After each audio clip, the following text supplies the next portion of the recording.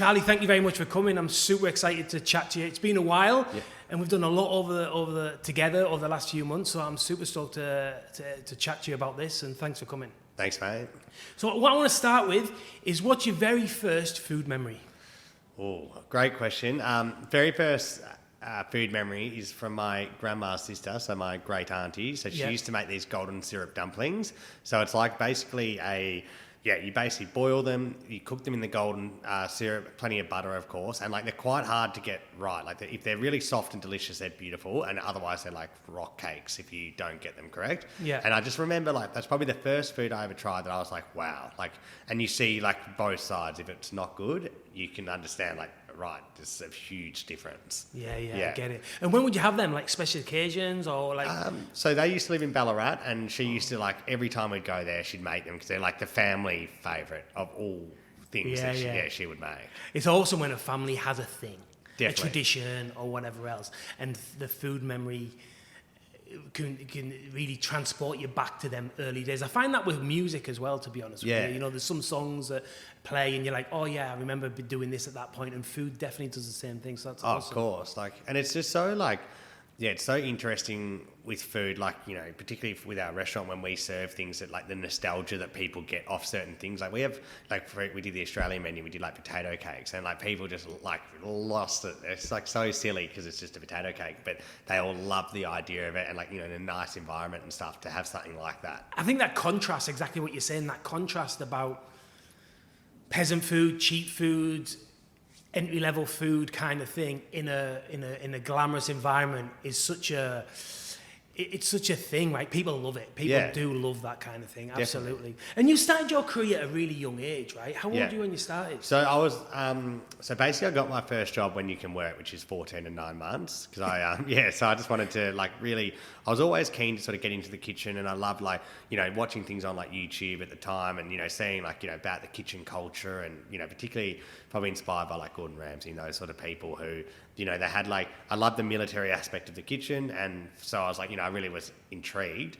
And I remember like the first shift I ever did was at this like Italian restaurant in Bay Street in Brighton, and like I was just like, they were pretty hopeless like looking back, but like I was just like amazed at like watching them, like how they cleaned, how they like polished every plate, how they like, you know, the little touches. It is just so 100% you have to do that. But I like at the time I like couldn't believe that, like, wow, you know, they're doing this, they're doing that, like seeing them all prep everything, like, and you know, when you see your mum or something cooking at home and it's like a small quantity or whatever, you got a professional kitchen and it's like, you know, boxes of carrots and someone just hammering through them.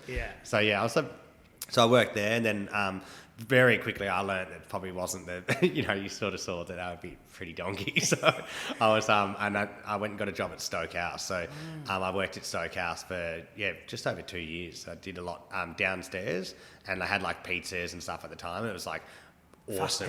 Oh, so good. Like, you know, like I worked in a pizza joint as well. So 400 covers or something on a Sunday lunch. Like, it's insane. And like, you know, you learn that at a young age. It's so like, it's so eye-opening, you know, like, Jesus, all right, we're busy. It's all, you learn as well that people are relying on you. Do you know what I mean? Like, you're there and people are expecting when you're going to, you know, you're going to say you're going to do that, whatever, right? Roast peppers or whatever it might be, that you need to get them done. Someone's relying definitely. on it, right? And also like, you know, they had like the fryer section. So like obviously that was something that I didn't know until I'd never worked anywhere where there was a fryer section until I came to Australia. And that was like probably the busiest section because they had like pans, pizza and fryer, and then had larder as well. But like obviously the whole kitchen needs to come up at the same time with the dishes, and like, but the fryer section, like I'll never forget, like, you know, people would have like 13 of their fish and chips on, and like they're very well known for that. So it's like great quality in how they, you know, all battered to order, beautiful chips and stuff. But like, you know, people just like, that's insane. Like, you know, then 6 minutes later, it's like another 10. Like, you know, it's just like all day. Rock pulled onion rings, that kind of thing, right? But I'd never seen it, a fryer section. So what do you think triggered that? What got you like interested in the food? I really think just like, I really love the idea of the kitchen, like the sort of like, you know, camaraderie, the like military style of it, where it's more like, it's very like organised and there's like a set way to do things, and it's like, you know. Were you into team sports? I wasn't very good at them. But you were into them? You like doing stuff as a crew? Like always, like football, like Aussie rules football, soccer, water polo we played, like heaps of different sports. yeah, I loved all that, and I still love to exercise and those sorts of things. Yeah. But like, I just think that the kitchen's like the perfect place to like, be part of something. And particularly when you're young, you go in and say like, when I was young, you say like 16 or something, work in the kitchen, like, everyone there's a bit older and stuff. So like a 25-year-old to you when you're 16 seems really old. It's a bloke, isn't it? Yeah, he's like, whoa, and you're like sort of hanging out with them, they're all drinking, it's all a bit like cool and, they treat you as an adult, right? You get treated I was the same, I've never really thought of it until you just said there, but I was very similar, like, at school, you get treated like a kid. Yeah. I started work at 16, and then all of a sudden you get treated like an adult. Yeah. And I'm like, fucking, this is way better. Yeah. Like, like the staff party, they'd like take you out. I remember we went to like this place, Mr. Wolf, for our staff party, and it was like, we had like drinks, we had like, and you're sort of getting introduced to it all, and like, you're like, shit, this is pretty. It's so good, right? Yeah, it's so cool. Like, and that's like, I think that's a good thing at a young age to learn, because you see like what like the real world's like. It's not like you and your like young friends just doing dumb stuff. It's like, actually seeing these older people and they're sort of guiding you, and so I think it's good. Like the guidance is a good point. Yeah. The guidance, I feel like that might be going a little bit. That guidance, what you're saying, I think, is the fact of when you're an apprentice, you are looking for guidance. Yeah. You definitely, are. Like, it's not just like dump him there.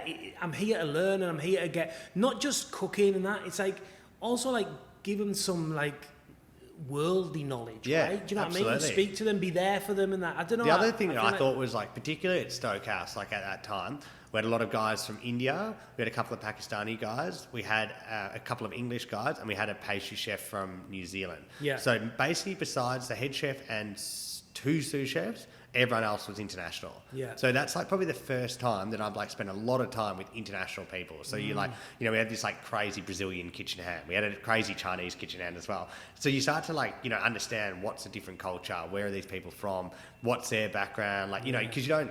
The Indian guys start making chai. Yeah, they make beautiful like staff meals, and you're tasting your stuff, because like, obviously we've been to an Indian restaurant, but when you see like an Indian chef cook something, they know how to say, cook the spices in the correct order, then they can make something amazing. And when you see that and you like experience something through them, that's like a great thing. Definitely, I agree. We used to have a guy called Moo. It was a Thai guy that worked the grill when I first went to Rockpool, and we used to call it. He used to always do staff food on a Monday. We used to call it Moo Monday. Yeah. And like he would just make, Thai every Monday, just different Thai food, yellow curries, green curries, red curries, pad Thais, like all kinds of stuff. And I was like, fuck, this is just mad. Yeah. Like, I've come from England. Yeah. And you've tried it at bits and bobs. Obviously, we're dominated by European and Indian food. Yeah. So when I was tasting all these like sours and sweets and chili and salt, I was like, fuck, this is just mega. So I can appreciate what you're saying. 100%. And that's like a learning thing, right? Like, cause it gives, I reckon it set me up for like success, because we always work. Well, it's your business now. We'll go more into that, but that could have been the start of it, right? Yeah, and like, but also like you really appreciate like people's backgrounds as well. Like like, say these Indian guys, like they come to Australia. Like a lot of them were studying at the same time. They've got these jobs, and then like they become like part of like your like real life, because you'll work together so much, and then you learn things off each other, and I think that was like really cool. Definitely, there's no better education than like traveling and meeting different cultures, and just respecting other cultures and way that they are, and what they eat as well, and what they believe in, and all the rest of it. And because I think like festivals, for me, like I went to like a grammar school, like had a very like lucky and privileged upbringing, and then like you meet people from all different walks of life, particularly in the kitchen, because like people from all walks of life. It's a real melting pot, isn't it? And that's like, I think that's so good to see that, because like, you can live in a bit of a sheltered community pretty easily in Australia, and then you see like other people who like, it's a big news for them to like come over here, and like, their goal is like, I want to like PR, for example, like, even yourself. Yeah. You've come over here. I come on PR for sure, yeah. And it's a real challenge, right? Yeah. And we're coming from a country where it's one of the richest countries in the world, and if you're not coming from one of the richest countries in the world, it's even more of a challenge, isn't it? Do you know what I mean? So, and like that's it. Like that's the thing, because in Australia, like we're so used to like we don't really have to get visas to many countries to travel. We don't like, obviously being born here, you don't ever think about like how hard it is to move here. Like people who come and visit Australia a lot of the time need like visas to even just get in, to apply, like all this stuff, like which that's not like normal for us. So then when you meet like these people who like come here, study, they take a pathway to like becoming a citizen in Australia, and they bring like so much of their, energy to the country. Like it's very good, but you need to be introduced to that. For sure. And I always find them, like, especially the Indian guys that I've worked with, and some of the Nepalese, all of them, like some of them are like, I was a banker. Yeah. I was a banker, do you know what I mean? Yeah. Or I was an engineer. Yeah. But there's no engineering jobs here, but there's plenty of cooks jobs, so I just took a cookery course. And do you know what I mean? It's like, hilarious. and they're just, so you've got like, they've got the mentality of an engineer, but they just cook. You know what I mean? But that's not why just I reckon, cooking. No disrespect to just cooking. I'm a cook as well. But there's no jobs, so they've started doing another. I reckon that's why like cooking is like such a good skill to have, because it's universal, that you can go and work anywhere. Like say for example, if you're a doctor in the UK, I don't think you can just come to Australia and be a doctor. I think you'd actually have to retrain in a lot of ways, even though you would know it. Yeah. But just the way our medical system's set up, that it's not just like you know it there, so you know it here. Julienne, or exactly. Like, in the kitchen, you walk in and normally people are just pleased to see you. Like, thank fuck you're here. Do you know what I mean? Like, you've carried you've used a knife before. Let's go. Yeah. Do you know what I mean? Like, we've got a lad downstairs, Frankie. He's Argentinian. He couldn't speak. Well, that's not right. He could speak half a dozen words, but he couldn't work with us because he worked with Francis Mormon.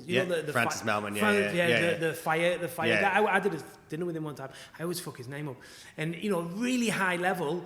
And but because he couldn't speak English, he wanted very well. Yeah. He wanted to come up. He worked with us. He's seen us on Instagram and this, that, and the other. But it didn't matter they didn't speak English, right? Like, it doesn't matter. You show him, and he just, because he's got the skills. Oh, yeah, you want like that. Like, all the guys talking all day, he'll pick things up and learn, Now he's English. He's been here like 4 months. He's only got another 2 months left because he's on a working holiday visa. He's got to go and do his 160 or 80 days or whatever it is. In the farm work or whatever. Yeah, in the farm work. So he's going up to Port Douglas.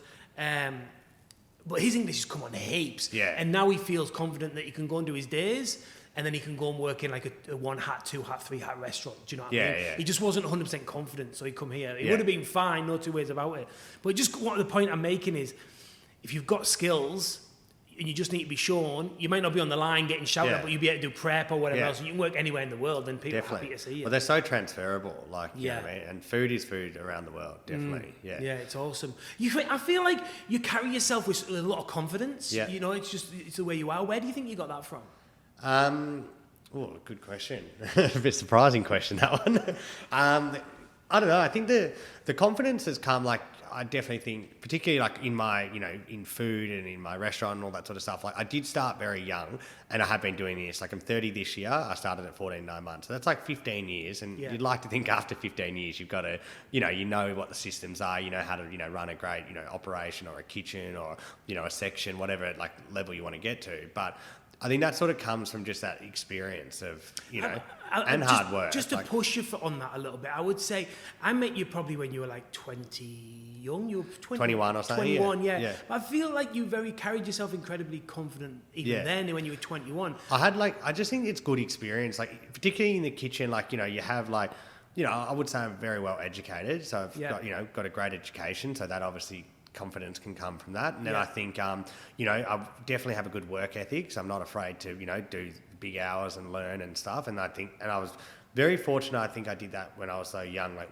really went hard, particularly like working at Beautimont as an apprentice. It was like insane hours and stuff. And it was just so good, and like you just get the skills, and that's not a negative insane hours. You enjoyed them hours, right? I loved it. Yeah, like I would actually think like that's one thing that like I would always recommend to anyone who's a young chef. Like, everyone asks, "Oh, what you do?" It's like just work somewhere really good and just go for it. Like just work. Like it's just really don't go home. Yeah, exactly right. Like for example, I remember on a Sunday I used to do stages at Cutler & Co on a Sunday as well. So I do a 5-day week stage at Cutler & Co on a Sunday. Then I'd do like Monday at my TAFE, and then you're back. Like like that's obsession. Yeah, of course. Reading books on a night when you get home, just can't get enough. Yeah, I found this book the other day. I had I actually used to write a journal each day on like what I learned and these sort of things. And it was amazing. Awesome. It's pretty embarrassing. I wouldn't be sharing much of it. But but that's something like, treasure. It's something to treasure. They're days, right? Yeah. And even like I found this other book I had, and I'd written at the time, I think it was 144 3 Michelin star restaurants in the world. I'd written every single one of their names and their chefs. Did you? Yeah, I'd just written it like as if I was studying for like an exam. Yeah, 100%. But, like, I used to know the same. I was the same. Yeah. Like, you just know who's working where, who's worked where they've been. Yeah. I'm well out of touch now. I'm nowhere near any of that. But that's all right. But I'm sure you've got that same knowledge on other subjects. Yeah, like, for you sure. know, my obviously interests have changed over time too. Yeah. But like I think that like if you're that interested in something, like you're gonna Submit get the yourself, confidence. You're gonna get you're gonna get the skill. Yeah. But yeah, you've got to be like naturally like that's a lot of hours to put in. Yeah. Yeah. Well, it's that same thing. If you do 5 years at 80 hours a week, It's like doing 10 years. And someone else does 5 years at 40 hours a week. Yeah. You're doing twice as much, Yeah. right? The math's pretty simple. I do definitely agree with all the things that have changed throughout the industry. Like, those days are definitely behind us where it's like people are expected to like basically work for free and massive hours and stuff, which is great. And that's a huge topic on like what's the right thing to do. But I do think that like for the people who are really dedicated, like putting in those extra hours where you can, or like, staging, like I would have done seriously a year, for free staging. Yeah, I've done heaps. Yeah. Same, And like, obviously that I'm very lucky to have been able to do that and afford to do that. Not everyone can, but it was like, all those things, but like if you're prepared to do it, like you just get the results. If I was young or even on this hourly thing, like I'd be gutted. Yeah. What are you going to do? Go home, play PlayStation? Yeah. 19-year-old, 20. Yeah. I'm going to go and drink. I'm going to do whatever. Like, I would just want to be there, right? Yeah. Just be there. This is my life. This is what I want to do, and I'm here. And this is Exactly. I prefer this. It's a foreign concept to some people that you prefer doing that than being off. Yeah. Like, I would much prefer to be at work than be Yeah. off, right? Especially like- that bit different now. I've got a son and the rest of it. Don't get me wrong. Now I need a lot more work-life balance.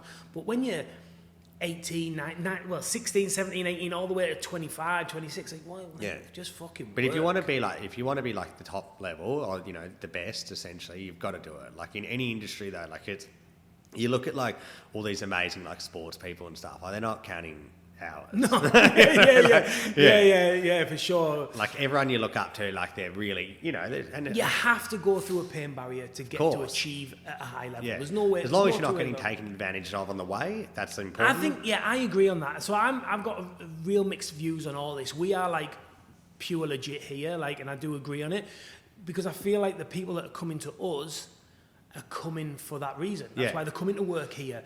They want to work with food. They want a good work-life balance. They want to be off the weekends. They want to be off nights. So you know what I mean? That's why you come and work for us. Yeah. Because that's what we offer. We're not three-hat, and we're not going to teach you all the things, making souffles and all the rest. You know what I mean? But I think it depends. I'm not saying about being taken advantage of. I'm not saying that. But what I am saying is, like, if you feel like the transaction between you and your job is fair, you should be able to make your own decision. Definitely. Yeah. Do you see what I'm saying? Yeah, definitely. Like, I would be more than happy to work 30 hours for free if I was getting 30 hours of good, solid training, networking. People pay thousands to go to a networking fucking conference, right? Of course. Thousands. Tens of thousands in some cases. If you're working at somewhere like Voudemont or whatever, you've got chefs coming in all day from around the world. You're just building your network up, and then you can call Jimmy, who's at fucking French Laundry. Yeah. Do you remember me from Voudemont, or Attica, or Atlas, or whatever else it might be? Do you remember me? Is there any chance I can come and work for you? Oh, well, we'll try and... You know what I mean? You're building that network. 100%. So that, like, I wouldn't mind as a youngster. Don't get me wrong. If I'm like 33 and I'm putting into the business and I'm doing dishes and I'm like creating and I'm managing stock and I'm, managing the money and and wage costs and I'm putting into the business, it's a different story. You know what I mean? But if I'm just absorbing, I'm more in... Do you see what I'm saying? Of course, 100%. I think for me as well, there's a great Steve Jobs quote he does in this speech. It's like it's a speech he does to this university, and he talks about it's like you can't connect the dots looking forward, but you can connect them looking backwards. So it's just about like and basically I've always, this quote really resonates with me because you think about your career and what's going on and like where you've been and stuff, and like a good example, we've got this like a Cuban menu on at the moment. They've got these awesome like tapioca cube things that people just go obsessed for. And like when I worked at Mocato in Brazil, in Sao Paulo, like I learned how to make this sort of very similar thing to what we were doing. And like I know that's like like it's something that people have never tried here before. But like if I hadn't had that experience at this random restaurant in Sao Paulo, like it's a top level restaurant, but it's still quite random. Yeah. Like you never would translate that back, and then obviously our menu maybe wouldn't be the same, or your experience comes from these things. So I think that's a really interesting point. I agree. Yeah, I totally agree. Exactly that. And you don't know when you're going to draw on that experience, right? Definitely. Yeah. You never know. Like it's something that this business come about where I met a Scottish guy in 2000 who in Jersey. He was a chef, and we were chatting, and I said, "Oh, where did you work before here?" It used to be my favourite question. Yeah. And he was like, "Oh, I worked at a terrine factory." Yeah. Junk. That sunk into my head. I was like, "Terrine factory." Then I went and did my career, and I learned how to do terrine. Then down the line, then it started dawning on me, terrine factory. I know how to make terrine. Yeah. And then, do you know what I mean? And particularly in a market like Australia, where it's probably underrepresented. Yeah, charcuterie is not as like say, it's not France, is it? Yeah, in Europe, it's the competition would be insane. No? Yeah. Like here, people love the idea of it, and they love the flavour, but it's like there's not amazing options. For sure. So it's that recalling. Anyway, off that, you opened talking about confidence. You opened Atlas in 2016. Correct. Yeah. How old were you? I was 22. Yeah. Fuck. So that was the funny thing about that is that obviously when you're 22 you're full of energy, which is great, and you're also very naive. So when I opened, I knew for sure that I could cook and make a great menu, and we got our hat in our first month, so that was definitely validated. But then in your first month, we're 4 weeks in. You were fucking off to the races. Oh, you must have been stoked. That was insane. Yeah.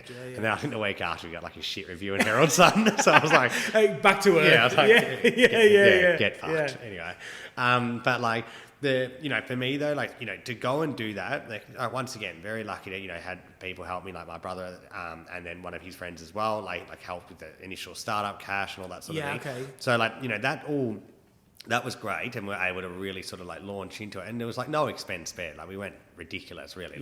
Looking back, had it have not worked, it would have been a serious kick in the teeth. Christmas lunch would have been awkward. Yeah, exactly. But I think that having naivety is a beautiful thing sometimes. So right? good. Yeah, it's a beautiful thing. It's good to if I actually look back at after the last 6 years, I've made probably hundreds and hundreds of thousands, if not $1 million of mistakes. Yeah. But which are very expensive lessons. Same. But whatever. It's it's a cost of learning. Definitely. If I could put exactly the same, if I could put all them down to just the amount of times I say, well, that was an expensive mistake or whatever. You've just got to cop it. It's part of playing the game. Of course. And and if you don't learn from it, obviously that's a different story. If you do it the same thing again and get owned, then you're a bit well, come on now. Come on now. You've got to learn from those mistakes. But yeah, for me, it's just so I just think it's so key to, I was very lucky, obviously, to just go for it. And anyone who I think really wants to get to that top level in the industry and stuff, I always think it's great to, have a crack at your own thing.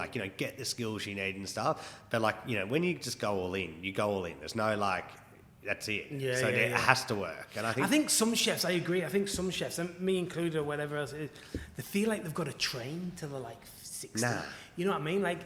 You can train on the job. You can learn you can have a base level and just get going, and let's just fucking work it out as we go. And like you say, you'll pay for the mistakes. And especially if you're at a young age and you go under, you've got a lot longer to pay back the debt, but at least you can say you had a crack. That's my view. That's just my view. And that's I just think that, it's such a good, particularly in a country like Australia, there's great opportunities, there's good communities, people get behind you, even the media, food media here are very quick to especially young people, they love it, like you said, you know what I mean? Love it. Yeah, under 30, top under 30, 30 to do this, under 30 so to do good. that. So you can utilise that, right? Yeah, and that's where I think I was very lucky. The other thing that I was not lucky with, but I had a very strong concept. Changing the menu every season based on a different country is people just got it. Also, people thought that was a bit crazy and stuff, which it is for sure. There's so much work involved in that, but that's why we're busy consistently. That's why we have people who want to come back and dine and experience it. And we're probably one of the few restaurants where you have FOMO, because we have customers who have been to every menu, so they can't miss one. Yeah, for sure. Listen, what I'm going to do is I'm going to pause. This is such a rookie mistake. I tried to save. Would you believe this? I'm going to be honest. I was like, oh, I've got 2 bars left on my recorder, and I was like, oh, I won't change the batteries. I'll save that $2 on a set of batteries. Just my fucking tight brain. So I'm going to pause, and then we're going to re-kick back in, and I'm going to just change these batteries. It'll be 2 seconds. I don't want it to cut out. Yeah. So you're saying about... Sorry about that, everyone. I do apologise. I'll stop being so tight. So you were saying about how the menu changes, and it's a different style of restaurant, and how people don't want to miss a menu, and they come every quarter. Is it every quarter? Yeah, so it's every season. Yeah, so we used to do it every 4 months. We now do it every 3. Yeah, far out. Yeah, so but it works better that way because we can be a lot more seasonal with the menu. Yeah. Yeah, I think like the biggest thing for me is like, because I did like a massive trip overseas, learnt stacks while, traveling the world and stuff, and had the best, basically the time of my life, had the best probably 9 months anyone could ever have. Went to, I think, 15 countries, worked in 6 of them. Like, we went out, every night with the chefs, had fun, ate, like, just, the knowledge you gain from that sort of experience is just insane. It's pretty like, it's almost like a once in a lifetime thing to be able to just go for 9 months and just like, let's just go and have fun. Yeah. And like, I hosteled it the whole time. So it was awesome. Yeah. But, I think the other thing is like, I came back and I really loved that trip so much. I wanted to keep that going to the point where I was like, how can I like, my passion is like food and travel. How can I put that together? And I think that's where like the restaurant, like nowhere that I could work would really offer me the option, like say I wanted to travel the world still. I like one of my like biggest goals, I want to visit every country on earth twice. Yeah, that's like my one thing I'd love to do in my life is like, and I reckon I'll get there. Yeah, at this rate. I think I'm I think so. I'm like 50 in, so I'm a quarter of the way. Yeah, I'm a quarter of the way there. But like, and I haven't spent that much time in, say, Africa. Just churning through passports. Europe, where you can just smash, you could do... 4 in a line to do Uganda or whatever it might be. Exactly. I've done pretty much all of South America, North America, Mexico, Belize, like, a lot of that area. Yeah. A lot of Asia as well. Yeah. But yeah, just like... I think that's just to interrupt you there, sorry. I think it's amazing that it's a classic example of like putting your passion and your love of travel into a job. Yeah. Do you know what I mean?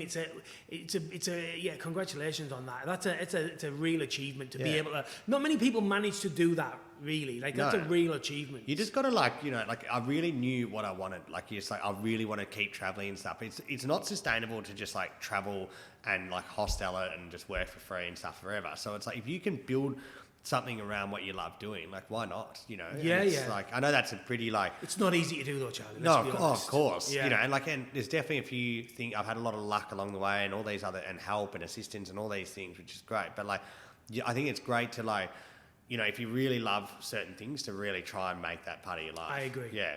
And if like a hobby, right? Try to make, like if you like writing, if you like drawing, and you can start that by like if you like drawing, just do some getting a graphic design or do some paintings and see if a cafe will hang them up for you. Yeah. And so, you know what I mean? Like start small. Bottom end. Yeah. Start, where do you call it? Like ground level, right? Start ground level and just chip away at it. And then slowly your hobby potentially could then turn into your job. I think like especially with social media these days, far out. Like you can make mega money just by posting and people. That painting on the wall there, that's from an Aboriginal lady who Brock's partner loved watching painting. Yeah. She does it with a brush. I think it's called medicine bush style of painting. I'm pretty sure. And so Brock, who works here, his partner enjoyed watching her do that. She found it very therapeutic. They bought one. Yeah. I went round his house on his housewarming party, and I was like, that painting's awesome. Told me who it was. And then I bought one. Yeah. Do you know what I mean? They're like $1,200 or whatever. I'm not saying I spent 12, but what I'm saying is that's from social media. That's 2 sales. Like, do you know what I mean? And what just else? Things like that. It's amazing. Like you see the success people have just with like the most random things, and like I think that's why like actually being niche is quite good. Niche is definitely good. Yeah, because it's just like there's some very weird things that people like love that are just like very small and whatever, but like if you find that market, it could be 50 people, 200 people, 1,000 people in that market, but they will like religiously follow what you're doing.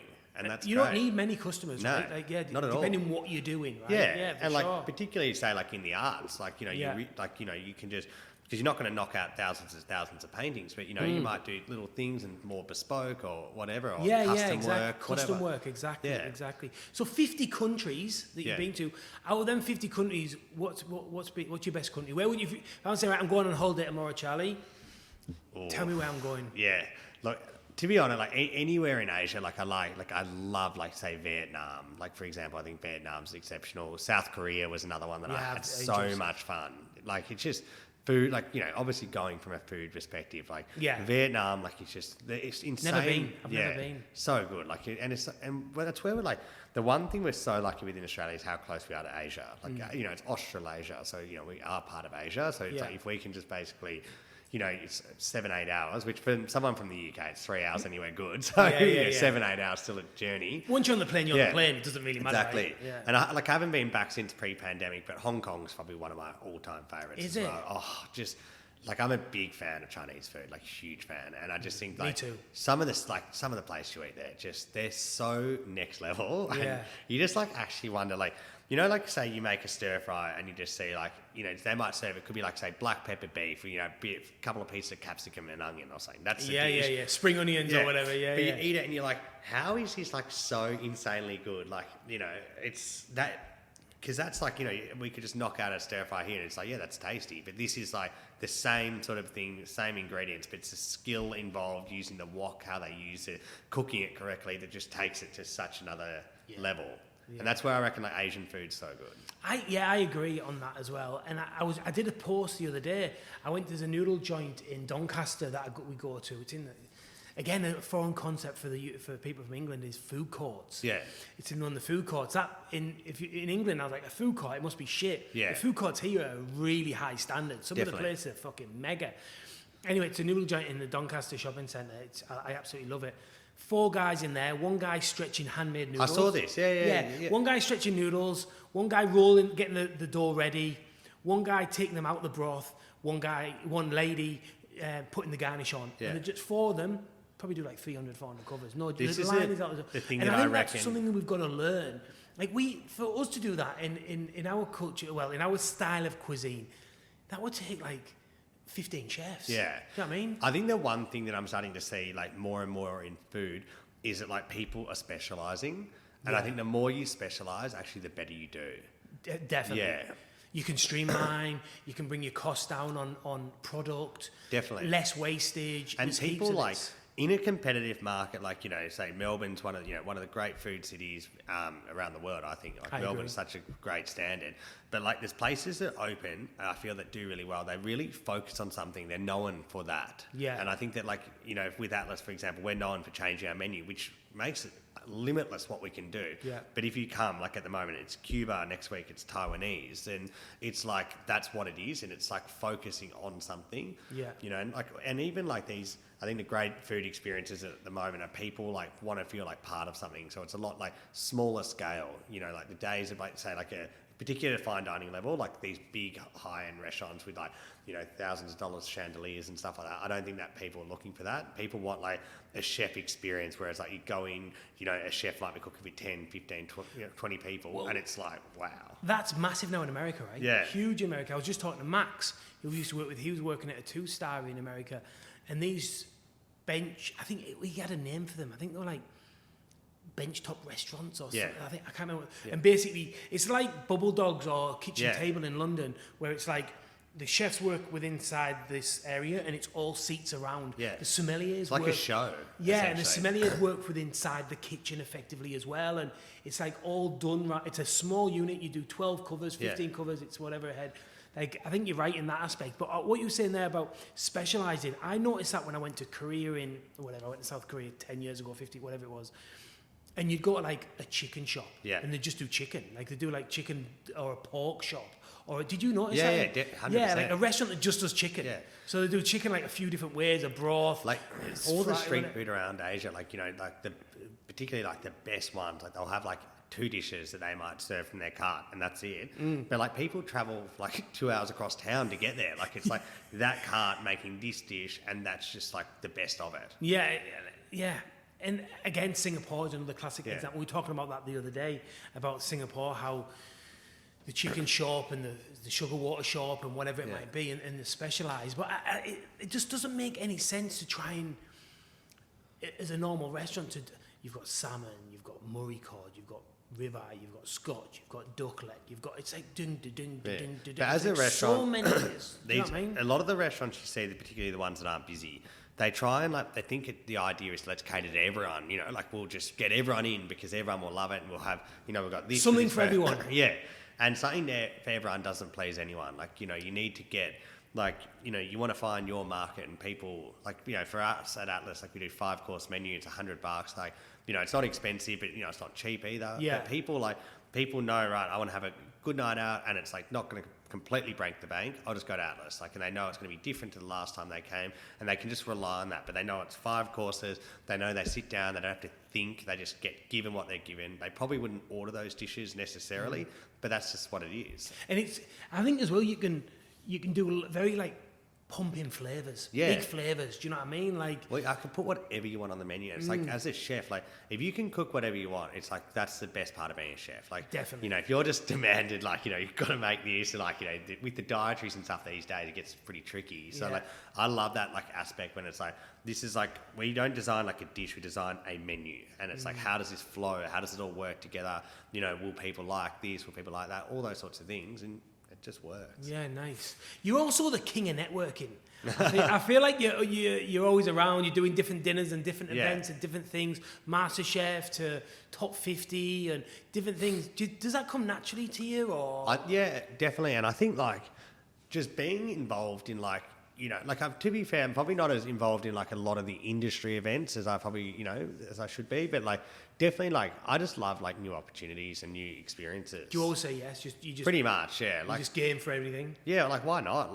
Just because good opportunities just come from things. That's what I've always found. You just I've done even in the past I've done the most random things. It's a free event or something like this, and then you meet someone who says, oh, you're going to meet this person, do this, and just things come from that. Where if you're sort of too busy or too cool to do something, you miss a lot of great opportunities, and you miss meeting good people as well. Are you ever afraid to fail or make a fool of yourself? I'll tell you why I asked that. Yeah. Because I always feel like you put yourself in really sticky situations sometimes, right? Yeah. You're not scared to. It comes across you're not. If I fail, who cares? You're not doing it. Yeah. Do you know what I mean? I think it's a really good attitude. I love it. Yeah. I love it. I just don't really I'm just not too worried about what other people think. It's, you know what I mean? I have a very wild side. Particularly we went away last year with a few of my friends and it was just the craziest trip ever. We had so much fun and it was just stupid, but and unprofessional. And then you come back and you've got a professional restaurant and stuff. But if people don't like that, if you can't be yourself, then, what are you doing? Yeah, it's nice. Yeah. I think it really, whatever the opposite of holds you back. Yeah. It really it drives you, taking the challenge on MasterChef and whatnot, and maybe it wouldn't work out, or doing different things. It never holds you back, and I think that's a really good. It's a fantastic attitude to have. That not scared to fail. I think it's and as long as a really good thing. Yeah. As long as you're respectful of others and looking after people and not you're not just being reckless or stupid. I think it's important to just have a lot of fun and just do whatever you want at the end of the day. Because if you don't, you end up. I don't know, you end up getting a bit stale, I think, otherwise. Yeah. I think for me personally, I think I held myself back when I was younger. I'd like to think networking, talking to people and that. I love this kind of thing. I'm not a big group person. Yeah.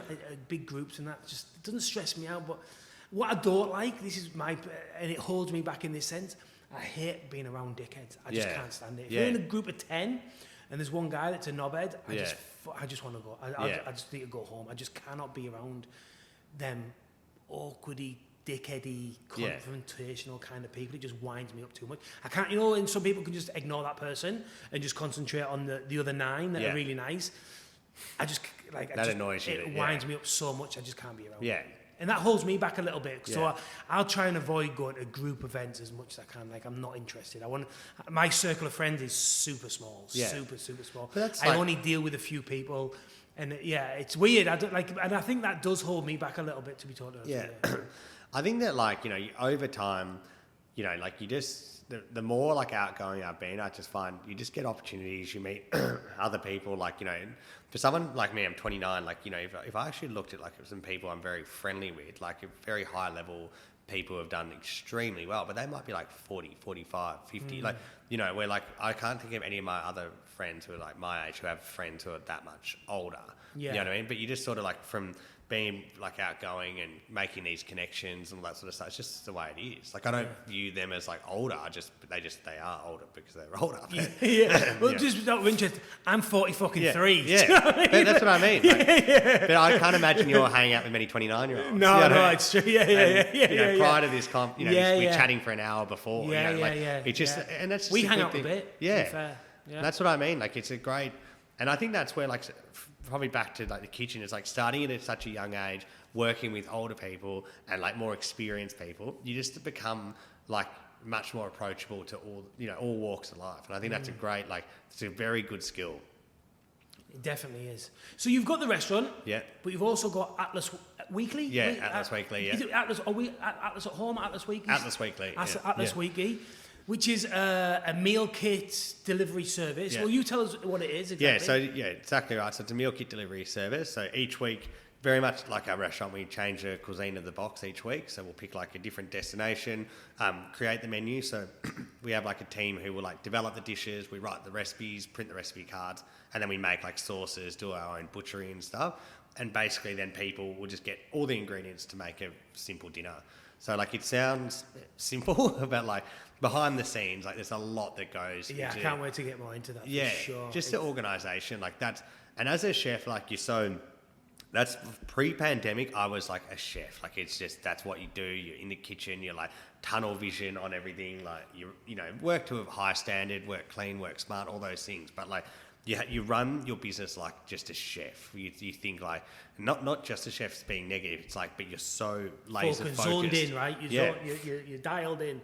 And like, you know, particularly doing something that's not like, it's not, although it's a food business, it's like, you know, someone who's not a chef could run that business. Where like a good restaurant, I reckon, unless you're a serious restaurateur and know the industry in and out, it's very hard to run a restaurant without being a chef, I feel. Yeah, you're probably right, yeah. Where like this sort of boxes, like, you know, people have, there's some amazing founders around the world who have done similar things, and they've like got these probably, you know, billion-dollar food businesses, but they're not like chefs, but they're like talking about like home cooked meals, it's healthy, it's convenient, it's all this. So like marketing, right? Yeah, and I've gone like so deep into like learning about like, you know, e-commerce and like, you know, obviously all the delivery, all the other aspects that come with it. Like, because in the restaurant, like at the end of the day, you're serving a customer who comes in, they're there to have a good night, generally like, you know, 999 out of 1,000 people are going out to have a great time. Yeah. And then, you know, basically if anything goes wrong, you can slip them a glass of champagne or something and problem solved and move on and everyone's happy, right?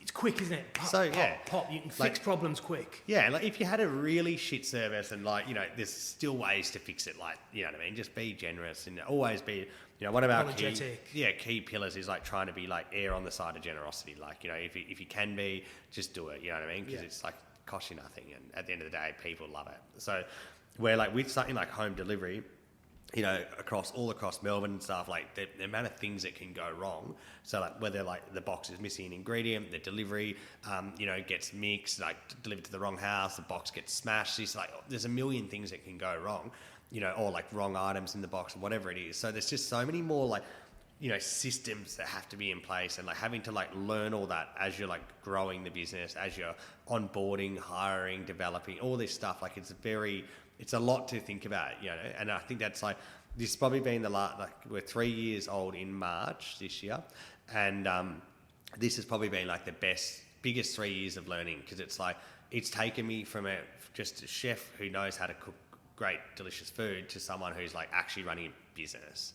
You know, and it's a completely different thing. So you got started because of COVID, is that what it was? Yeah. Literally day one of COVID we launched. Was yeah, it? Yeah. So like COVID. So So were you planning this prior? So my girlfriend mentioned to me the idea. So via COVID text. hadn't happened at this point? It was that there was speculation about the lockdown. Yeah. And at that time in Melbourne, everyone was like, oh yeah, it'll be 2 weeks or something. Like the industry, like people were like, literally, this is 2 weeks, we'll be back on, whatever. And then, but like day one of the lockdown, my girlfriend had texted me the night before, and I was pretty sure I was just at home. I just thought, this is a shit idea. Like, restaurant mindset, like, this is not a good idea. I don't want to do anything. Like, I just like, if we're not serving customers at our restaurant, what's the point, sort of thing. Yeah.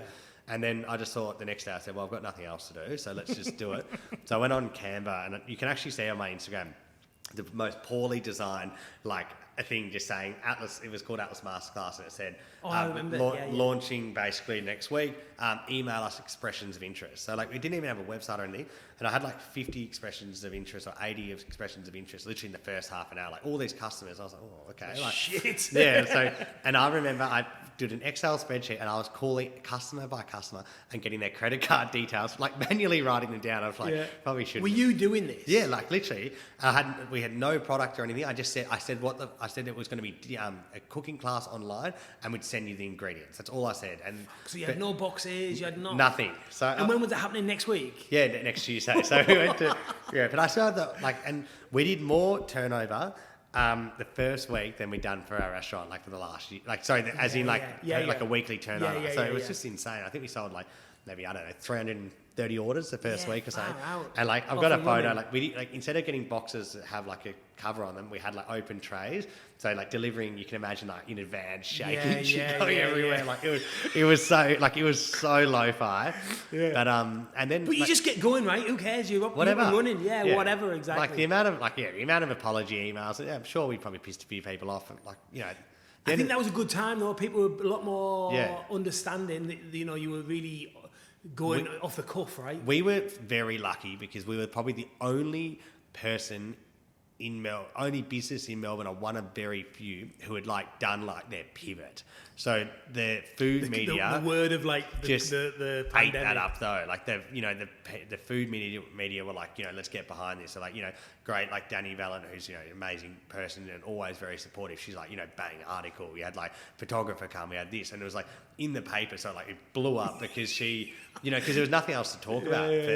Food media is like so much about obviously like recipes, restaurant openings, all those sorts of things. Yeah. Where like pandemic, like restaurants close and stuff. Like what's like say the Age, like the good food is like the one that people really love and respect. And I think that like they basically like got nothing. So it's like we just had this like free kick basically to just do whatever.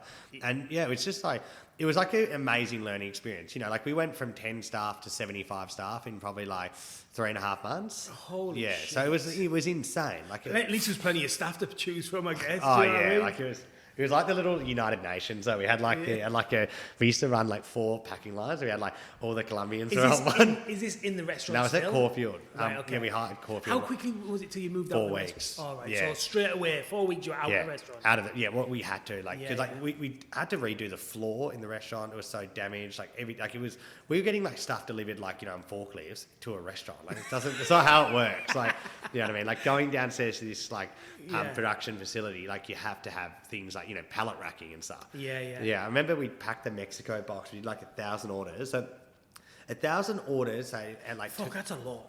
Oh, it was insane. And it was like You can imagine 1,000 boxes piled on top, like in. That's like a fair few pallets, right? It must be a few pallets. Yeah, it's like it's 3 pallets of just the actual boxes. Then we had like all the food and everything as well, and like we'd made everything. I had 3 cool rooms out the back, so we had like in the car park 3 cool rooms lined up and stuff. Yeah. But of course, like a dumbass restaurant-focused chef, I said we're going to build the boxes to order. Oh. So like customers would come and say I ordered like for 2 people, so we'd like make it right. Disaster. So like we'd like given the box like 10 minutes later, there was like a 3-hour line. Like the line went from like Commercial Road, where Atlas is on Commercial Road, to like Chapel Street. It was like next level. Like, and people were like, "Were you stressing?" Oh, like it was horrendous. Like I remember, like you'd finish the day, like it's like and then the phone calls would start coming in. Oh, my box is missing this. And I was like, I'm missing my coriander seeds. And like it was insane. So but then you just like then week in week out you get better. Like, and that's like I think you know, back to like, say, you know, anyone who's like younger listening to this, it's like that sort of just going for it just works. You know what I mean? Definitely. I couldn't agree more. Yeah. It's like, you know, because yes, you will definitely piss some people off. Yes, you're not 100% organised. Like there was actually zero planning at all. It was actually, let's just do it. But then like, but why not? Like, you know, and at the end of the day, like, you know, no business is perfect. Even, you know, like you see people like dwell on a business plan for say like 3 years, right?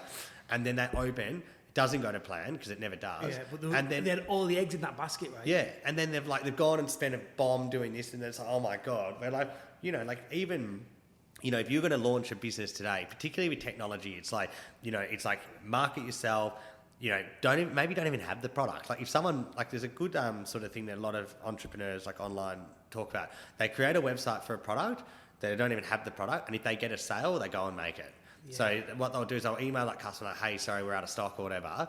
But like if someone proves that they'll pay for something, then it's probably... If one person will do it, 2 people will do it. If 2 will do it, 4 will do it. That's it. Yeah, 100%. But instead of going in like ordering 1,000 glass jars, the labels and this and that, and then no one buys it, you're like, oh shit, now I've got, you know, 100 grand of stock. That's like... There's a few things on that. Like I remember when I was listening to a podcast with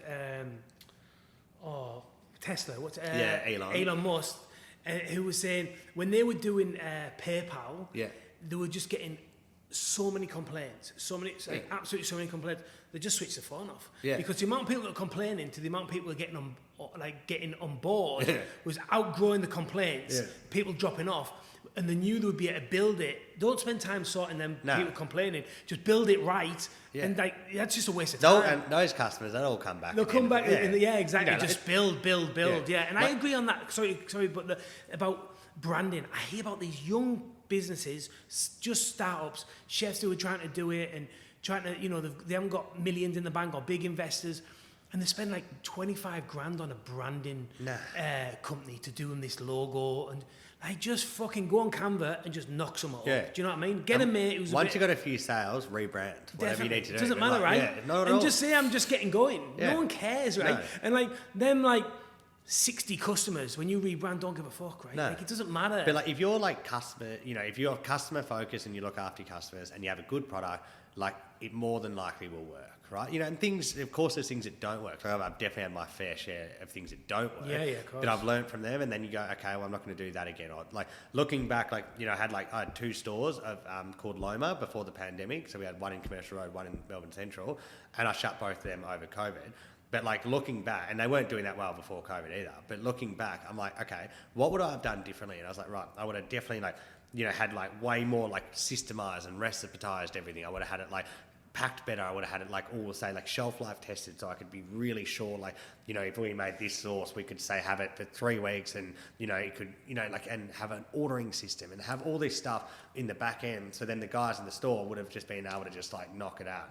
Where we ran it like it was like a basically daily changing a la carte restaurant, where it's like, you know, which is just not what it is, because then you need qualified chefs to do it. Where like that sort of business is not. It should be people who work there. Like they've got to be able to like, you know, reproduce the same product each time, but they need to be given all the tools to do it. To put it together. Yeah, and that's what I didn't do well. I didn't give the tools, so then no wonder the product's inconsistent. You know, and that's where that like, you know, chef who's worked at like a, you know, high level restaurant, you think like, no, fresh is best, do this, do that. Like you've got all these things ingrained in you. Yeah. So you try and like, you know, where it's not, that's not what that business is about. Exactly. It's a different concept, right? And it doesn't mean like fresh, of course, is always best, and you know, high quality and this and that, but like, you know, like your product, for example, has got what, 6 weeks, 8 weeks shelf life. Like there's a reason you have shelf life. Yeah, you know? We couldn't not. Yeah, like you're not. Shops want it, the whole thing, right? You need it. But and it doesn't affect the product. There's nothing wrong with it. The same. Yeah, but like, you know, as a chef, you know, like the chefs out there would do the mise en place for the day, do the service, throw it all out, and do it again tomorrow. You know, they don't think about like how to, you know, it's like it's not about, you know, like of course freshness is so key, but like, you know, understanding like what to focus on and what not to, and not being wasteful, and not, you know, all those sorts of things. I agree. Yeah. So it was very similar to starting off in like a shared kitchen. It wasn't but a shared warehouse. Yeah. But now you've got your own. And how's that changed? How's that, you know, improved or whatnot? Oh, it's been so good. Like having our own warehouse has just been brilliant. And like, you know, we've even started doing like our own delivery, and you know, really brought everything. Oh, you're doing your own delivery? Right. So we've got like everything in house. Because that's been the biggest thing for us is like, you know, like particularly in food, the margins are razor thin. Like everyone will tell you that. Yeah. So like if you can, you know, if you can be like very vertically integrated, like, you know, you do a lot of things yourself and, you know, you run it in that way. Vertically integrated. Yeah. Just go through so that. basically that means it's like, you know, like the Amazon approach essentially, where like they will, you know, say for example, they started selling books and then they thought, right, well, let's start selling other things. Then we'll start doing delivery. Then they started, you know, like building on top of what you've already got. And like, you know, and like my business has grown a lot from that. Like it's not just like, you know, what started as a restaurant, but then like I want to get to the point where like, you know, our warehouse, we can like store things at our warehouse. We can produce things like, you know, amazing ferments and pickles and stuff for the restaurant. And like we become like a supplier to ourselves in a way. And, you know, all those sorts of things. So that's like vertical integration where you work, like you add new like layers to your business, which support your business internal systems. So I think like, you know, even there's so many good examples of like, I think businesses that do that and they, you know, like say, for example, like here, if you started to do like, you know, I know you do a lot of your own butchery, but you could easily outsource that, right? Yeah. But by doing it in-house, you get that economy of scale, you know, and then soon enough you might say to someone, I'll start doing your butchery. And then, you know, that's just how you'll grow. And I especially with machinery as well. Like we were just talking earlier, you've got this amazing bowl cutter and I'm sure like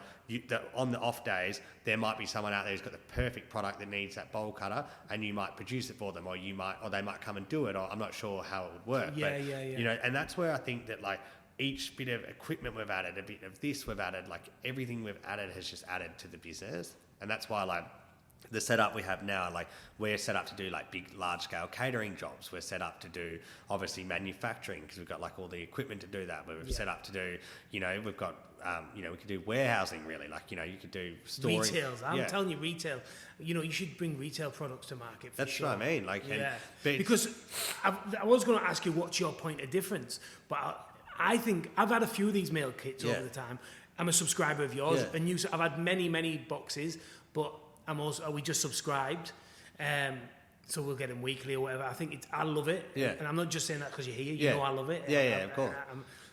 I think it's super easy, but I think one of the big key things that you do really, really well, that the ones that other people have, is the pastes and the marinades and the rubs and the dressings. Definitely. Like that really elevates it massively compared to whatever. Like it's all right sending cumin, it's all right sending spices, and you do that as well. I'm not saying, and you can do that, but where there's like a chicken that needs a rub or a marinade or a paste or whatever else, you send that paste.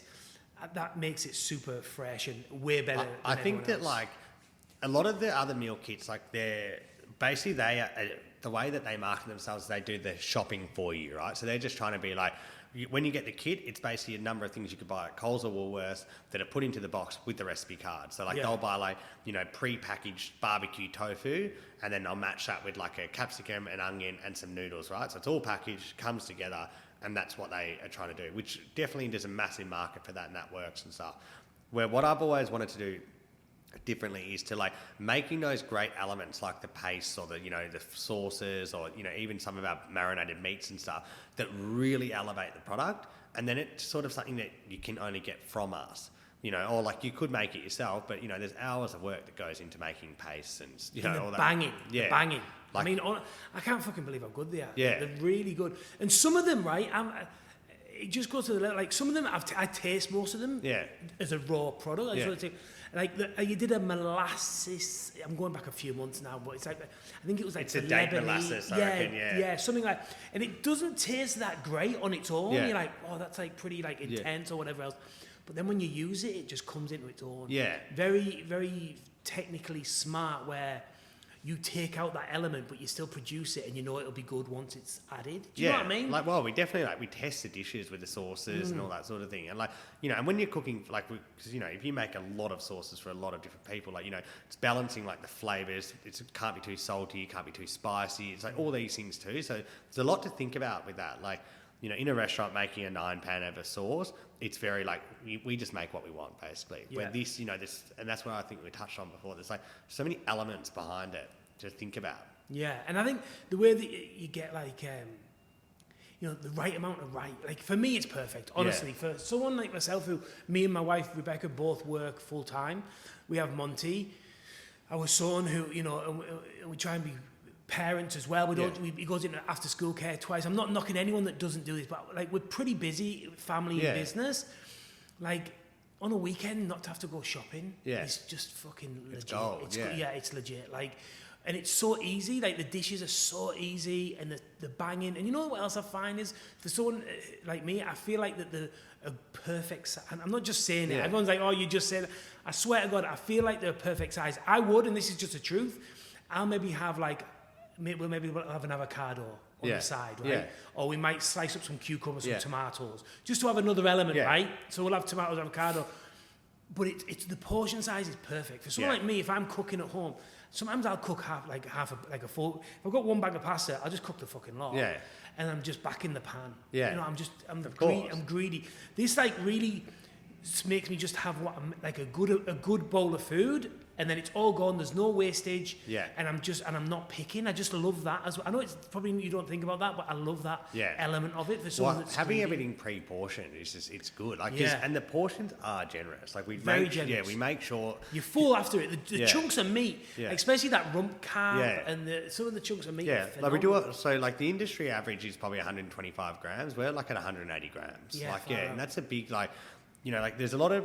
You know, I just think that like if I'm going to eat dinner, like I want it to be enough. You know? Like that would, you know, I've tried some of the other like boxes and cooked them, of course, just to see. And I think one thing they get really right is their recipes are very like consistent. And like I've weighed the plates. The plates always weigh 450 grams. Do they? Yeah, it's bizarre. Like every dish I made was 450 grams. Like far out. Yeah, where ours could vary from say 500 to 600. You know, that's where like they obviously are getting that aspect right. Yeah. But then if I ate the whole dish, which I have, I'm a bit like, I could probably eat more. That's annoying. Yeah, that's annoying for me. And me. Yeah, and I just think that like, you know, like for example, they did this one dish. It was like there was two I can think of. One was a honey mustard salmon that didn't come with honey or mustard. So it was a bit... Oh, you had to provide that? Yeah, so I thought, that's a bit cheeky. Yeah. And then there was another one that was a chicken... it was like a grilled chicken breast thing, but it was one chicken breast for two people. And I was like, you're kidding. Oh, what? Yeah, I know. Like, it's like... And it wasn't like... It was like probably 220 gram chicken breast or something. And you're just a bit like... It's like one... You know what I mean? Come on. Like, I get it. You know, I understand, like, you know, eating... You know, there's definitely a lot of people out there who would say, eat less meat, eat this and that, like, whatever. And everyone's diets are different, and I get all that. But, like, for me, like... When I'm, you know, a bigger guy, like tall and stuff, and I exercise a lot, like I want to, if I have dinner, I want to have dinner. Like, me too. If I'm hungry, I'm pissed off. Yeah, me too. Yeah, I'm like 105 kilos. Yeah, you know fair enough. Like I want something to eat. Yeah. Do you know what I mean? And not picking out, but just like it's got to be enough. Yeah. And what's your structure? Because correct me if I'm wrong, and I'm just going off. I think. Is it normally 2 meats, a fish, and a vegetarian? Is that what you normally do? Is that no? So depending on the box, we've got a few options. So we do like pescatarian, do vegetarian. We'd have like flexitarian now because you just like, you know, you want to cater to a lot of different people. The destination box is always 2 meats. So one's always chicken. We'll do a red meat. Then we'll do a vegetarian dish. And then the fourth meal will always be fish or pork. Yeah. Okay. So because fish or, like say for example, we have a lot of like say Jewish customers. They won't, generally they don't want the pork. So then they won't buy the fourth meal. Yeah. But if you put the pork as dish 2, then they would not order the whole box. Right. So the fourth dish is an add-on. Yeah, it's always an add-on. Even though I get Beck orders all of them, so I'm not 100%. Yeah, okay. So because pork is something that's like, you know, naturally a lot of people don't eat pork. You know what I mean? Like you know, chicken is universally loved. I think chicken. What's great with chicken as well? It's just so like easy. You know, like it's so good and tasty and it's nice and everyone likes it. Like, I think chicken's like one of the ultimate meats, to be honest. I like what you do as well. I like you do like use first. Yeah. Like you eat me first or something it says on this thing. Yeah. So that's for someone who's not a trained chef, potentially could put that dish and eat it fourth, but you're saying no, like that's a nice little tip. I like that. Yeah. I just think that with like all those like when you're serving like a box of food, you know, like people get it at home, like, you know, not everyone knows like how long things last and this and that. And like with the supermarket, sometimes I think we're like conditioned to think that things like a bit unnatural, they last forever and, you know, this and that. Where I think that like, you know, we use like best quality things, but like they don't have a long shelf life. Like, you know, like say chicken, you know, the chicken that you generally like restaurants and stuff buy, they are shelf life tested to 2 weeks, right? Which is 14 days. But you and I both know, I reckon chicken within say 5 to 7 days. Yeah, it starts getting a bit sticky. And I think that's a good amount. Like under the 7 day mark, I think that's fine. But over that, it starts to get, it's just not like it won't be off necessarily. It could be, but I'm just saying. So that's why we try and like educate. You don't know how people fridges are, or and different cooktops. Like this kitchen here is like beautiful, but like some people like we had like people who like don't even have like an oven, so they might just cook with just a pan, or there's a lot to think about, and that's why I think it's that educational piece is really cool.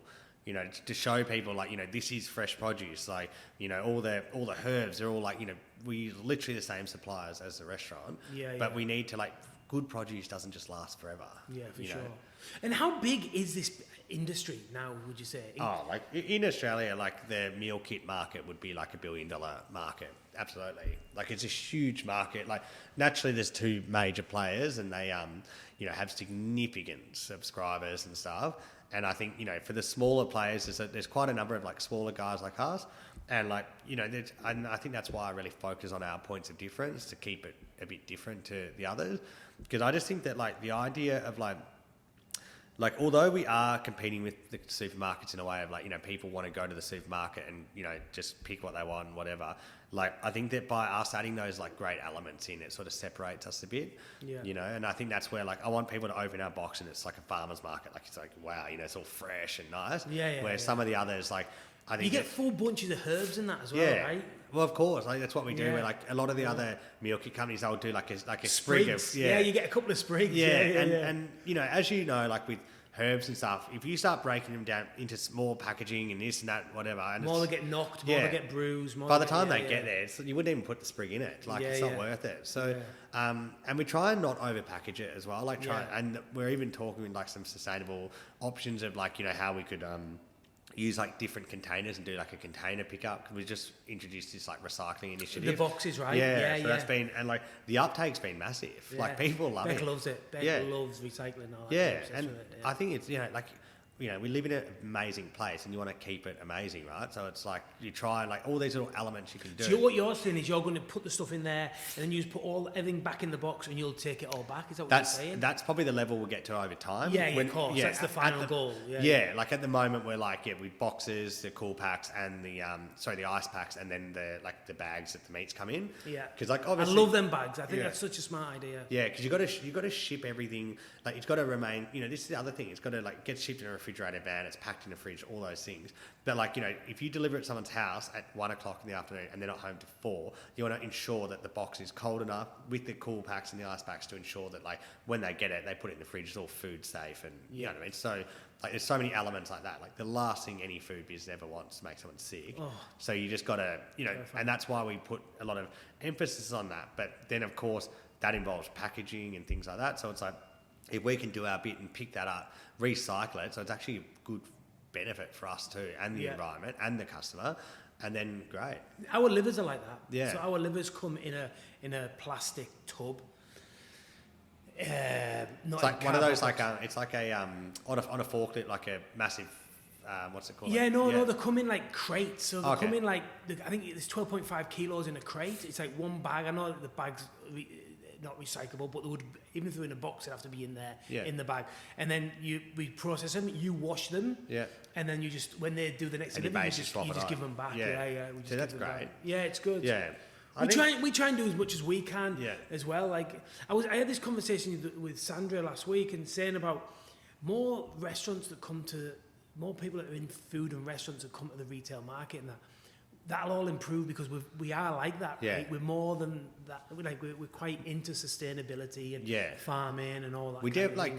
There's always more to be done, right? And I think Australia's like we definitely could be better, like definitely. But I think that there's like even recently those single-use plastic bans have come in. Yeah, stopped it, right? Yeah, polystyrene banned, I think. Yeah, there's a few, and I think like plastic straws and I saw a few people kicking off, and I was a bit like, you've had 3 years notice, like you probably, you know what I mean? But anyway, whatever. I get it. Sure. Like if I had a lot of stock, you couldn't sell, piss anyone off. But like at the end of the day, like these things are like a step in the right direction. There's actually, funnily enough, a lot of sustainability grants out there for business. Yeah, there's a lot for businesses. So, like I think it's a state government is behind them. If I'm correct, I could be wrong in saying this, but basically, there's one that we were looking into where like if you partner with another company and introduce some sustainable line, for every dollar you spend, they'll give you two. And things like that, yeah. Just to sign me up. Yeah, no, but it's like say for example, yeah. here you might want a piece of equipment, like say you vacuum seal your bags. Yeah. I've looked into this so many times. So there's compostable ones of those. Yeah, and I've spoken to people that their shelf life isn't there yet, so you would lose shelf. So it's a big trade-off. Yeah. But say for example, you were to implement that, there would more than likely be like assistance and grants out there to help you do that. So what we spoke about this already, and what we're gonna, it's not there yet. It needs to be a tiny little bit better, but again, it will come better. We would offer that. Yeah. So it because it would be more expensive. The bags are like 3 times the price and all the rest of it. So it would put a little bit more on, but our first step would be to say, you know, do you want that in recycling or compostable or throw away Because like plastic? did you hear like the whole Red Cycle fiasco? So there was like Red Cycle was this program that was basically they were going to pick up all soft plastics that could be recycled. Oh yeah, so you drop it at Coles or Woolworths, truck picks it up. Doesn't it? Well, they just put it in warehouses, so they didn't actually do anything with it. I know it's like a bit of a like Ponzi scheme or something. I don't know. It's like really weird, but and it's pretty dangerous too. Like having like a lot of waste in a certain area. That's like particularly like that's even worse than the 40-degree days and stuff. Yeah, do you know like what I mean? it's a recipe for disaster. But anyway, so they've stopped that. So I think people out there at the moment are like really eye open to like what can be done. And I think these like home compostable products that are coming to market are really sort of cool. So we'll see a lot more of that. And I think that like, there's even that company Great Wrap. Have you heard of them? There's like a Glad Wrap. It's like a potato starch and stuff. Like these innovations are just like, moving forward and like, like hopefully in our lifetime, if not before, like, you start seeing more and more of this because it's very cool. But like with anything in business, like the consumer will only pay so much, so you've got to draw the line somewhere. And like as a business, you want to be responsible, but then how do you do that in a way that works for everyone? Absolutely. What's it like playing in that market of like, like you say, the huge competitors? Like you're really swimming with some real fucking sharks and some real people with real funding, like proper funding. And what do you reckon your advantages in that space? Because well, being small and nimble and stuff's very cool. And like even we are the first meal kit company to do this sort of recycling program, for example. So like for them to introduce that at their scale, it would be extremely difficult. So like where we just can there was an idea, we said, all right, well, why don't we just get the drivers to pick the boxes up? And that's how it happened. So we email the customers, cool, we'll pick your boxes up. Everyone loved it, and it's great. So I feel like, but those massive companies, they just have marketing dollars, and I think like it's amazing how much marketing can sometimes like really push forward a not perfect product. And like naturally, like everyone's savvy with their money and things, so there's a lot of discounting that goes on, and like competing with significant discounts, like say $200 off your first 5 orders and things like that. It makes it, you know what I mean? Like it's when they can afford to lose significant dollars to gain a customer, that does make it tough for smaller people because naturally, like a small business that's funded by the sole founder or whatever needs to be profitable. From the beginning almost, right? A massive company with hundreds or thousands of investors or millions and millions of dollars, they can definitely afford to ride the wave. And no discredit to them because it's very hard to get to that level too. And these bigger companies are different challenges as well. For sure. Like, I can only imagine what they go through. So like and I take my credit where credit's due. Like anyone who builds a company and does super well, I think it's like amazing, right? Like it's and good on them. But yeah, it's certainly for smaller people starting. It's like a good example. Like like in restaurants, it's something we can all relate to. Like you've got these like the super high end restaurants in Melbourne, like that have the amazing fit outs, the amazing this, the best team, the best food, or best wine list, all this stuff. Like a small person starting out with basically next to nothing to compete with that in the market where you still sort of need to charge similar pricing and stuff, it's very hard.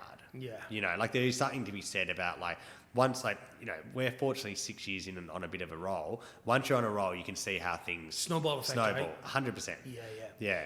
One person tells another person. If one person tells another person, that's 2 people. But if 20 people all tell someone, that's 40. Do you know what I mean? Like it soon starts. If I was to start another business tomorrow, like you say a restaurant or whatever, like Atlas, like as a group, we have like I think about 35,000 people on our database. Probably got about 50,000 people across our social medias. Like, you know what I mean? Like getting the word out there like that. You be like, you just say like, all right, we've just opened a brand new restaurant in South Melbourne. This is a concept. We'd love you all to come and stuff. And like people will try because they love Atlas and what we do. Yeah. So it's like, it's definitely easier where like when you start from like absolute bare bones zero. Yeah, nothing, zero. No name. That was us. Yeah. That was us. And that was me as well. Yeah. And like we were fucking just... I wouldn't change that for anything, to be honest. Yeah. It's a great thing because you get better and you learn. Exactly. But it's like, there's certainly something to be said. Less expectations on you as well. Once you're big though, like there's certainly, it just helps for sure. For sure. And like there's a lot of we're talking about marketing briefly, but you also put a lot of marketing dollars, a lot of marketing time. Yeah. Visually as well, you have a lot of photography. Everything, all the dishes are photoed. That was probably one of the first things we brought in house. Actually, was photography. Yeah, and that we never looked back. That was just like game. And how much time and effort do you reckon you put into marketing, as in socials, videos, recipes, photography on the Air Force? If I'm honest, like nowhere near as much as I should. Like that is probably the one thing that we're internally talking about a lot. Is just like. There's there's an amazing person who I know, and he's works in advertising. And he said this quote to me: "It's like advertising is the tax that you pay for a shit product, right? Advertising is the tax you pay for a shit product. So basically, if your product isn't like perfect, you're going to have to spend a lot to get people to try it and all this sort of thing. And advertising is so expensive. Yeah. So I think that also applies to like just marketing in general. So if you have like, like I know you love like TikTok, for example, right? Yeah. If you wanted to like bring out something that was like, you could go TikTok viral tomorrow, and then you could potentially have that product online and start selling it, and people would buy it because they love like what you're doing and stuff. Yeah. But that costs you basically your time and effort. Yeah. Where if you wanted to like say on Instagram or Facebook or potentially even TikTok as well. I'm not really on TikTok, so I'm not really certain. I can't comment that much. But to get like that, in front of 500,000 people or something, it could cost you some serious dollars. You know what I mean? Yeah. So that's why, like, I think that great content and trying to like organically work with the algorithm is so key. Yeah, I agree. Like we're the same as well. Like we're trying to build a business, a distribution business, with no reps. Yeah. Do you know what I mean? Sure. It's like it's if you got any of the other ones, Calendar Cheese, Save and Graze, Fino Fine Food, any of them, they've all got like 5 reps, 7 reps, 30 reps, whatever else it is. We don't have 1 rep now. Yeah. We've got rid of all reps. Yeah. And we're just going to do it. We just believe in digital that much. That's how much I believe in it. Like I think it's just a new way of doing it. Like exactly. I think we can. I remember Gary Vee, and I always refer back to Gary Vee because I'm a big fan of his. He says people complained that Trump got into office by the scandal. I think what was it called? The Oxford, Cambridge Analytica. I think it was. Yeah, exactly. By social media and all the rest of it, and England end up coming out of the EU because of social media. And you think you can't sell Torino Pate? Yeah. Like, what do you mean? Like, people are getting in the office of countries by social media, right? Yeah. But I don't think you can. That, I think one of the most interesting things, it's very saturated now, but like back in the day, like influencer marketing. Yeah. You know what I mean? We still do it. It's fantastic. I think influencer marketing is like, it's great. But back in the day, it was like, when social media was sort of like becoming a bit of a thing, like if I had said, oh, here's this like amazing, I don't know, this amazing pate, like, I've just like gone to the shop. We did it 10 years. When we first started, we did heaps of it. Heaps of it. It was amazing. It was for free.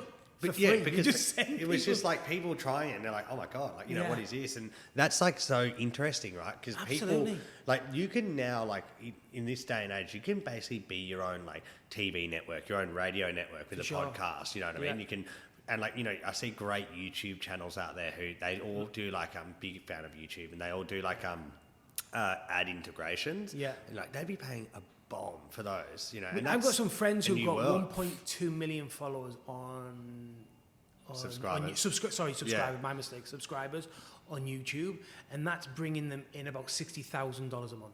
Yeah, I'm not solid 60 grand a month. I know. just by that. It's insane. Or advertisement. Yeah. You know what I mean? Or like obviously YouTube's getting the advertisement money in this. Yeah. And they do like like in there halfway between the video they might just spruik something or whatever. Yeah. And but isn't that like there's probably never been a better time really to be like, to focus on those sorts of things. I agree. Yeah. And I just think, and we talk, we have a few people, Jimmy that works here, we were talking about, and like, we try and, like a lot of people try and sell. So like, the rep way of doing it is you have reps, and the rep goes out and sells your product. Yeah. Right? That's what the rep does. And then it goes to the shop, right? And then you do whatever. We don't try and do it that way. We try and create the buzz. Yeah. And people want to buy. Yeah. Do you know what I mean? 100%. It's a different, it's a more organic way of doing it. I think so. It takes longer for the stores to find it or whatever it might be. But also then the stores come to you and they want it because they know people want it. Do you know what I mean? So we're not trying to sell to one deli manager. No. We're trying to sell to the nation. Yeah. And the nation will drive it to the deli manager. Sure. See what I'm saying? Yeah. It's a different way of looking at it. 100%. I think it's a create demand is kind of where we try and focus our attention. Yeah. And it's like there's so much to that. Like I think, the more you started like sort of get into doing some marketing and understanding it, like it just gets more and more complex. There's a million things you can do. Like I've read some really like interesting books on it. I think there's one called like the 22 Rules of Marketing, and it's like 22 Laws of Marketing, and it's just got some like amazing like concepts and ideas in there that like really blow your mind. Like and then examples of like when they've actually happened, and you're like, you know what I mean? You really see things from a different perspective. Definitely. Yeah. Well, it's interesting you say that. Like, so I'm dyslexic, which I always promote and bang the drum about and tell everyone about because I want people not to feel ashamed that they can't read or write. Like it's something that you should embrace. So I never read books. Yeah. Like it was just never something I was interested in. Then I found podcasts, and then I found Audible. Yeah. Audible. Yeah. Then I realised you can just fucking $12 or $20 or whatever. I'm a subscriber, so whatever it is, $12. We'll call it $12 for argument's sake. You can get like one of the best people in the world to talk to you for 16 hours about marketing for $12. $12. Yeah. It's fucking like why are you not doing why are people not just doing this every day, all day, every day, right? Like I think that it's something that Blue Ocean. I read books, listen to books, don't read books. I listen to books and podcasts all day, every day, trying to get better, right? Like I did with the restaurants and working all them hours, and same thing. Now I do it on marketing and business because I'm trying to like submerge myself in it and learn about it, right? Because we run our like online store on Shopify, and they have like a podcast called Shopify Masters, and I've listened to they've got hundreds of episodes. I've listened to 20 or 30. I think they've got 400 or 500. Yeah. But and like every single episode, particularly in completely unrelated fields, I've learned something that we've applied to our business. So someone there were what's a good example? There was this guy on there who was probably similar related to us, but he was doing like cheese subscriptions and stuff, and he was just talking about like how he marketed some of the like fun things he did and stuff. So this English guy, and it sounded like he had a wildly successful business. It was awesome. And like you just learn something from this guy on the other side of the world. I'd never heard about his company before, but I thought I'd listen to it, and it's just great. It might be a tiny little thing, right? Just all these little 1% is 0.5%. Yeah, 0.5%. That's all you need.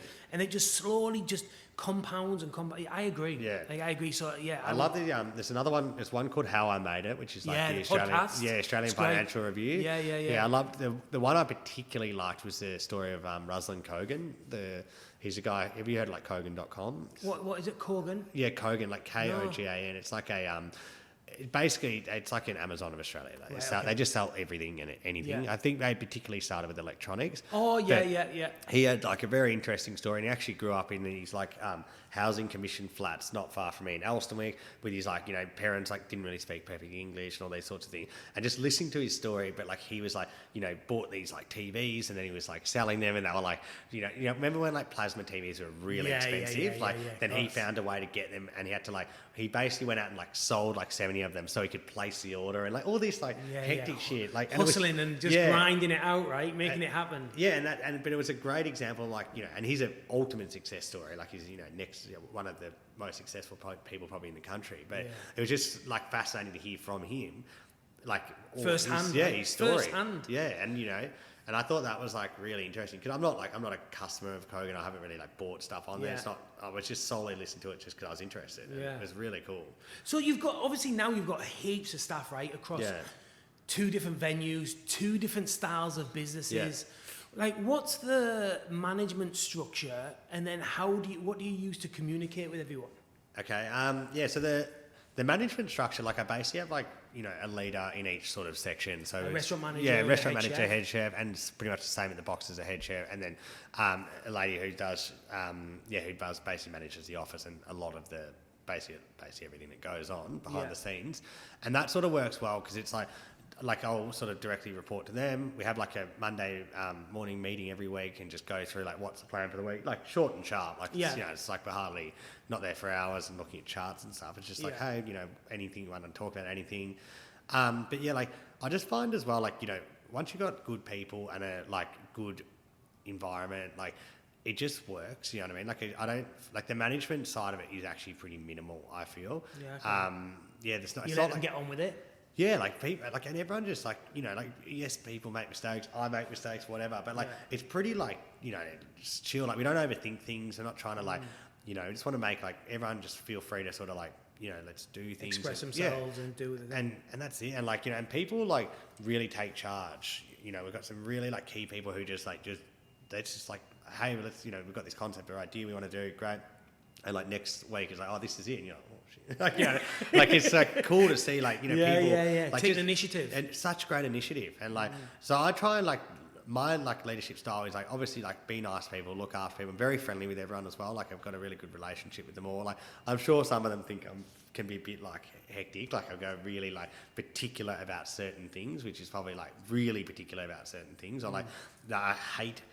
If my day, like I have a plan for the day, I hate anyone changing my plans. Like anyone cancels on me, it's the worst thing you can ever do. Yeah, I'm like really particular with like I want in what order I do things. Like someone wastes my time, it infuriates me. Like and like so I think that sort of like management for me is like I sort of like go about my day. Everyone else sort of like knows what we need to get done. We have a fair bit of structure. We have some really good systems like in place as well. Like we use like Excel, so we use numbers on Mac, but it's the same thing. Like we use that like all day, all night. Yeah. And the communication, like WhatsApp, email, whatever. It's all over email. So everyone has like their own personal emails and but like it's pretty like the restaurant at the moment. Like we've been going for so long now. It's like, we've got very good consistency. So like the focus is on like, how do we make it better? So like there's not like so much management in what we do. It's like, how do we, like so myself and the head chef at the moment are working on the Taiwanese menu. And it's like, it's us working together to develop an awesome menu and we really push with that. And like with the wine list, like Ivan, he's creating like a great wine list and cocktails and stuff, but we're not having to think about like the process of the day to day. It's just like it just works. So where that's good. That's great. So the systems are in place. Yeah. We use WhatsApp heaps. We have heaps of WhatsApp groups. So WhatsApp groups are good. So we have like kitchen WhatsApp. We have a whole business, like the whole team WhatsApp. We have management WhatsApps. So like you can, it's so simple, just WhatsApp groups. And that works really well for us. Like, incredibly well. I know the Atlas guys. I'm not sure if they still have. They used to have a group that I wasn't in. So I'm sure. I wish you could ask them this question so I could listen in. Sure, they're like, that guy's a fucking dick. And last thing, what's your ambitions for the future?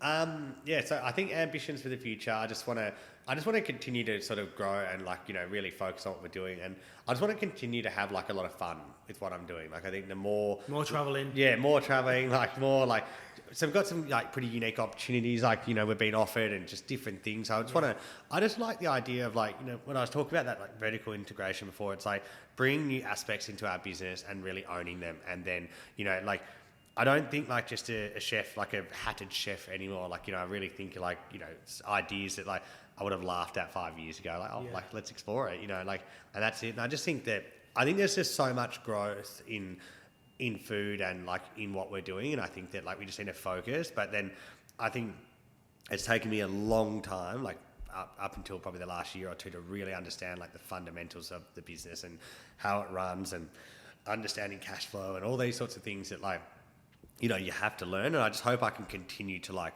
evolve those things too. Cause like we have just so much like it's just a much slicker operation every week. It just gets better and better and more like organized and like, you know, like even like with the team, like, you know, like even like we have like we use deputy, like everyone, you know, people like logging in, managing hours, looking after people, like, you know, if people are on annual leave, like, you know, covering people, like there's just, we've got so much better systems now, and like, you know, we're not like, if we got audited in any way, like you're just like so an open book, you know, and that took a long time. Like, you know, truthfully, a couple of years ago, probably pretty bad at it. You know, like you're so focused on like just getting the service done, you don't even think about any of the other stuff that's important. You know, when now we actually have like processes for things like that. You know what I mean? And and I think that like we've had some really key people there for a long time, and I think that like helping probably them develop as well is like another key aspect, but like potentially in the business and like and in their own, like, you know, they've got some serious skill, like let's use it. Well, awesome. It sounds exciting. I can't wait to speak to you again in a few years and see where it's all going. So, Charlie, thank you very much. I appreciate your time as always.